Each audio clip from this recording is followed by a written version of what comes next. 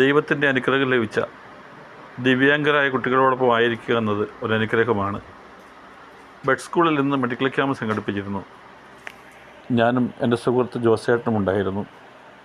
അവിടെയുള്ള ടീച്ചേഴ്സും ആയമാരും കുട്ടികളും എപ്പോഴും ഞങ്ങളുമായി നല്ല സഹകരണത്തിലാണ്. എൻ്റെ കാഴ്ചയാണ് ഇന്ന് പരിശോധിച്ചത്.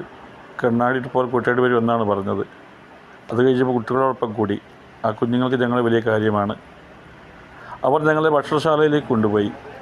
ഇന്ന് അവിടെ ഭക്ഷണം ബിരിയാണിയായിരുന്നു. എല്ലാവരോടും ഒപ്പം ബിരിയാണിയും കഴിച്ച് ഒരുപാട് സന്തോഷത്തോടെ തിരിച്ചു പോരുമ്പോൾ മനസ്സിലൊരുപാട് സന്തോഷം. സർക്കാർ വക ഒരു വീൽ ചെയർ ലഭിച്ചു.